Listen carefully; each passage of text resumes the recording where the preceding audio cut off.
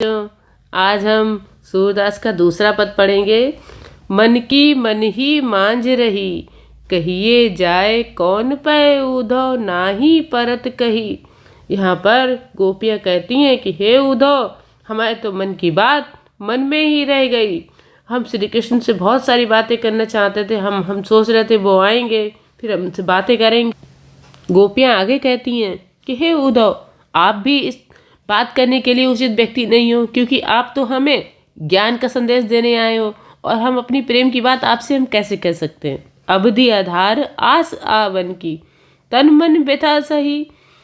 गोपियाँ आगे कहती हैं कि हमें क्या एक आस थी कि श्री कृष्ण जी आएंगे, इसके आधार पर ही हम अपने तन की मन की व्यथा कष्ट सह रहे थे। पर क्या है, पर अब वो भी टूट गई है हमारी। अब इन जोग संदेश सुनी सुनी बिरहन बिरह दही। अब आपके जोग संदेश को सुन सुन के हमारी बिरह व्यथा जो है वो और बढ़ गई है।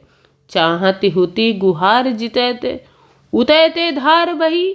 यहाँ पर गोपियाँ कहती हैं कि जब हम कभी कष्ट होते तो अपने रक्षक के पास जाते हैं, पर यहाँ तो श्री कृष्ण जी के पास भी हम नहीं जा सकते, क्योंकि उन्होंने ही हमारे लिए ज्ञान का संदेश भेज दिया है। तो जिधर से हमें रक्षा की उम्मीद होती है, हमें उधर से ही हमें पता है कि जब वही हमें मना कर रहे हैं कि ज्ञान सीखो, प्रेम ना करो।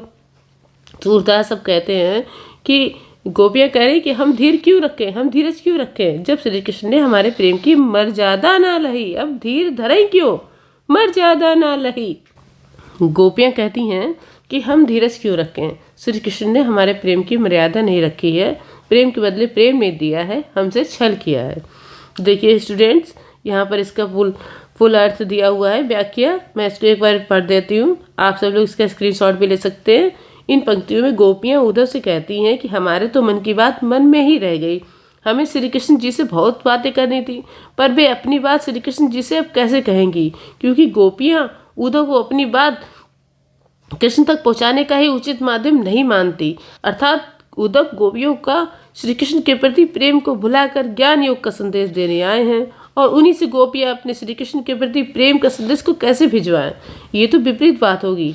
इतने दिनों से श्री कृष्ण के आने की आस को आधार मानकर गोपियाँ तन मन से विरह की व्यथा सह रही थी कि श्री कृष्ण आएंगे तो सब कष्ट दूर हो जाएंगे, परंतु अब श्री कृष्ण ने हमारे लिए ज्ञान योग का संदेश भेजकर हमें और दुखी कर दिया है। अब हम विरह और वियोग में जलने लगी हैं। गोपियाँ आगे कहती हैं कि दुख में हर कोई अपने रक्षक को ही पुकारता है, पर हम किसे पुकारे, हमारी तो रक्षा करने वाले अर्थात श्री कृष्ण जी ही दुख दे रहे हैं, राजा होकर प्रजा को सता रहे हैं। सूरदास जी कहते हैं कि अब हम धैर्य क्यों रखें, हमारी तो एकमात्र आशा भी टूट गई है। श्री कृष्ण जी ने तो प्रेम की मर्यादा ही नहीं रखी है। मर्यादा से यहाँ तात्पर्य है कि प्रेम के बदले में श्री कृष्ण ने प्रेम ना देकर उनसे छल किया है। यह प्रेम की मर्यादा का उल्लंघन है। आशा है आप लोगों को समझ में आया होगा।